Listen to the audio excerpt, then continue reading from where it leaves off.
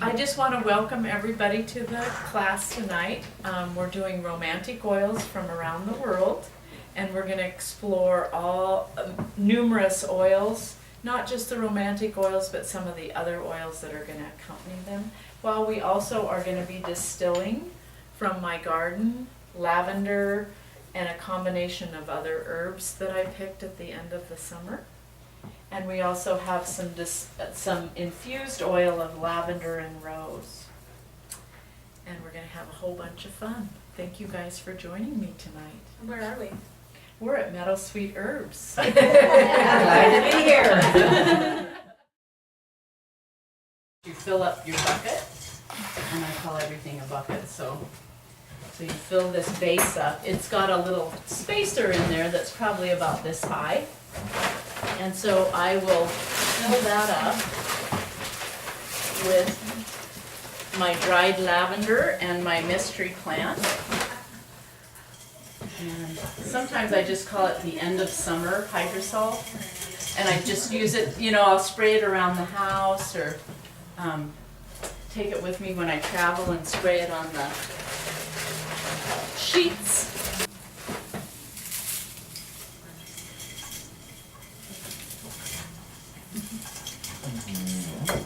Got any thoughts there? I love the smell of the lavender on my hands. So just for a little, these are, it's a lemon geranium. It's like a citronella. So I'm just gonna break off a sprig, put that in there. Usually I use those when they're flowering, that's when they'll have the most oil. But since it's the middle of winter and 20 below, we're just gonna... So then I just stuff it as full as I can, and then on goes my top.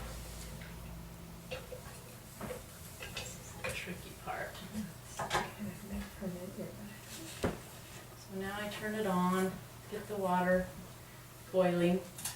And usually I'll seal all my seams. I'm not being real careful tonight just because to get the process moving.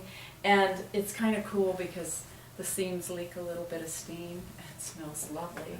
So we'll kind of infuse the room. This is just a cooling chamber. And so I'm putting water in it. If you can't see, feel free to move around and you don't have to be too stationary. And what's going to happen is, and there's a coil, and as we get it moving, you guys can take a peek. So you have to keep this cool. Goes into a coil that goes through, cools off, and then the fluid is going to come out of this little spout. So we're going to take our little jar, and we're just going to forget about it for a little while.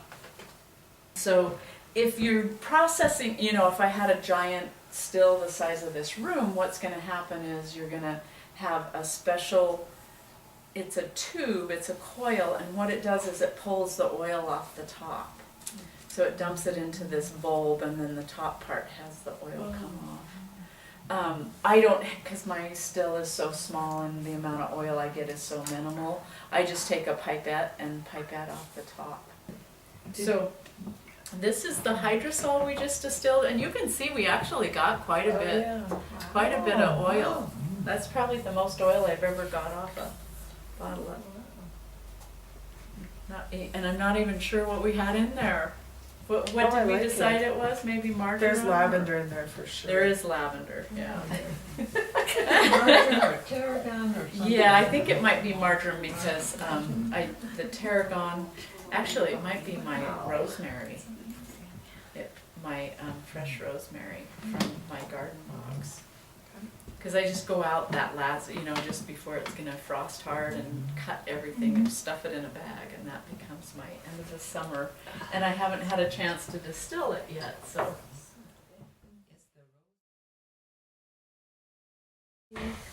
I have been infusing, this is an infused oil, so these are lavender buds, and then it's a combination of infused grapeseed, kukui nut oil, and coconut oil. And so I filled the jug about halfway with lavender buds, dried lavender buds, and then I covered it with the oils, and that was about 2 weeks ago. And then every night or every morning I go and shake it and get it all so that it infuses. And then we got some rose petals in, and I did the same thing with it. And that's what's in these little jars. So we have lavender and we have rose, and we're going to use those for a base for some things, as well as make some essential oils. You know, when you come in here and we have our bulk bar, and you go, oh,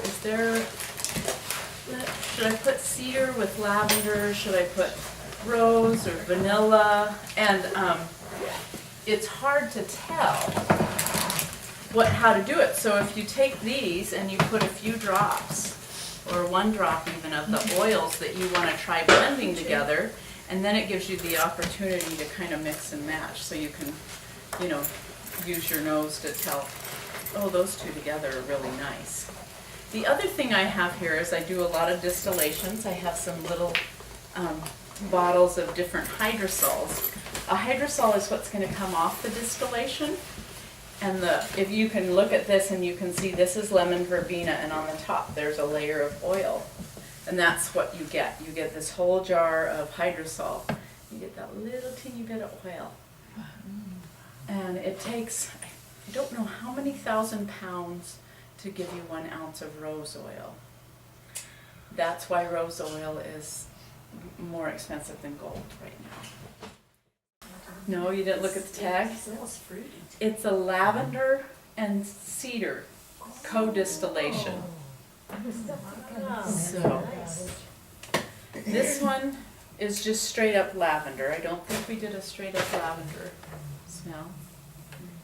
And then this one is the rose geranium.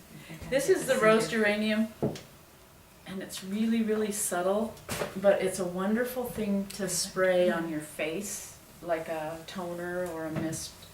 I put a little aloe vera. I have a flower one that I put yarrow, aloe vera, lemon balm, and it's a really healing for the skin. We have a little bit of perfume base here, and as we get going, kind of start keeping track of those smells you really like, because I want each one of you to get to make a little perfume. So your hydrosols are watery, and a lot of lotions, and really high quality lotions will be made out of that, or even shampoos or body gels and those kind of things. They'll use a lavender or any kind of hydrosol, just depending on what they want. Rather than red, is it because it's less expensive? Well, if you're making a lotion, you could also add lavender with it, the straight up oil, but instead of adding water in your lotions when you make them, you add a little bit of hydrosol, and it just gives it a deeper, more nutritious, nurturing thing. Those are the high quality, the higher quality, higher end lotions will have, that'll sometimes say floral water or flower water. And then you can add to that, you can add more essential oil if you want it to be stronger. Okay. But it makes a really nice base. I use it for all the salves that I make. I will infuse the lavender with different herbs depending on the properties, like calendula, comfrey, echinacea, that kind of thing. But then the essential oil is distilled. Yeah. Okay. Yeah. Sorry. Yeah, it's okay. That's why we're doing this, is so because most people don't ever know what this process is. Yeah. It's rare that you see it, and it's such a beautiful process. Yeah. So as this heats up, you'll watch this, and as it gets closer to 80 or 90, we'll see our first whiff of steam come off, and that usually takes me half an hour to get to that first drop or whiff of steam coming out. So, and then eventually, I'll look over and I'll go, oh, the bottle's filled up. The other thing I should mention, and the reason I have my thing of vodka here, is that I clean everything with the vodka to make sure there's no contaminants. So all the bottles I'm going to be using, the inside of the still, this whole piping, I'll pour a little bit of vodka through it just to clean it. And then anything else like the funnels, we clean them off with the vodka. It's just a nice, quick, easy way to make sure you're sterile. What do you think of when I say romantic oils? Rose. Yeah. Cinnamon? Cinnamon? And I don't think that it's classified as a romantic oil, but it certainly for some people evokes. Yeah. And when you smell a romantic oil, what's happening is it's going right into your brain basically, and because the smell, and it's stimulating your brain. And the romantic oils stimulate your brain and kick off endorphins. It's what you get when you exercise or when you are in love. So that's why they're called romantic oils. So we're going to separate a few out and just kind of play with them. What else? Rose. Cinnamon could be in that it's, because it's a food base, food tends to also stimulate that pleasure center of the brain. Yeah, I just think of spiciness. It gets me Excited. That's okay. We have to admit it. So, Well, isn't that supposed to help like stimulate your warmth? I mean, like your circulation, the cinnamon. this, Wouldn't yeah, that make you yeah. feel So warm that and would, stuff? yeah, that would be another reason it might be considered to be romantic. Kind of, is it? right, but it's Also- technically not in crack group. Yeah, technically no, but for you, maybe it is. Yeah. Yeah, you have to go with your own feelings. Let me show you guys how to smell an oil, Yeah. rather than getting too much of it. If you just put a dot. So, and what you want to do is you put a dot on there, and then you don't get it too close. Just slowly let it waft up, so that you're not. Yeah. So hold the little sampler out there, and I'll give you guys each a little drop. And when you have that experience of the flower itself, and then you smell the oil's like a million times stronger, obviously, because it's really concentrated. But it's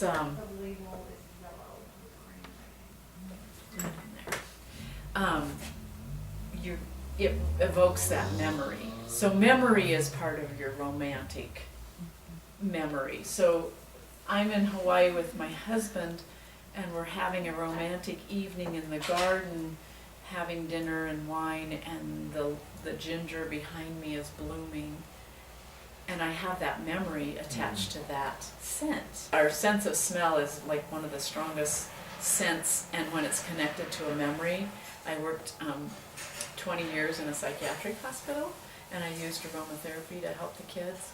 And you can reprogram memories through smell. Wow. Or you can evoke those romantic feelings, or so.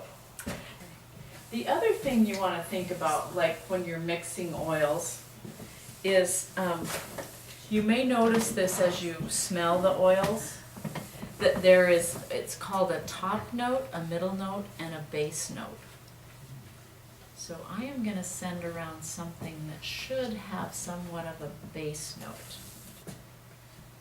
And that's your base note. It's a deeper, and sometimes you have to wait for it. A base note is not the first scent off, that's your top note. Some oils will have all three, which usually makes them a really pleasant oil, and a lot of the perfumers look for that, to have all three notes. But usually it's that second. So pick up one of the first ones we had and smell it again. Just for the heck of it. That was sandalwood, by the way. And sandalwood, while it's not, it's kind of it's considered to be a holy oil. It's also kind of romantic because it's used in a lot of bases. In India, when the rose is so valuable, they'll take sandalwood and they'll put a big barrel of sandalwood, and then they'll steam distill into, look at this. You guys notice what's happening over here? They'll steam distill into that, and it'll go through that oil, and the oil will pick up the rose. So you'll get a lavender co-distilled with a rose. And it's, so the sandalwood, while it's a valuable oil, isn't quite as expensive as your rose, and it gives you that base note, that deeper, earthier smell. Yeah, that's nice. Yeah. What was the name of this? I want you, anybody have a guess? Oh. This is one that you'd use as your base note. It's a cedar. So, How come I can't think? I know, it's funny, but then if you don't have a memory attached to something sometimes, and the oils are so strong, you get a different, it's a little bit different. So one of the things to think about is, okay, do I want to go with a lavender oil, and this we can put a few drops in, or do I want to go with a rose oil? I'll make you. So what do you think? This is, the rose is infused with, the oil, the base oil is an almond oil and grapeseed combination. And for some reason, the almond seemed like, to me, that a rose and almond seem to go together for some reason. And the almond oil has a really subtle smell of its own. A lot of the herbs and things that I will infuse with things like chaparral, Oregon grape, those kind of heavier herbal things, I'll use an olive oil base because it has a lot of medicinal properties in itself. Okay. A jojoba oil is getting pretty expensive because it's gotten very popular, because the jojoba oil is the closest thing to our own sebum, which is our own natural body oil. So it goes into a lot of natural body products. Okay. So that would be a reason to use that if you wanted it to be really nourishing to the skin. You just have to get to know the oils, and they all have a slight, not only their texture, but also a little bit of a smell. So that's why I did the almond oil. I usually, when I'm making my salves and I infuse the oil with lavender, I will use olive oil when it's for a salve specifically. The other thing is, you might notice too, the color of these. So this is kind of a light pinky color. Yeah. And when you use an olive oil, it's kind of a deeper, darker green.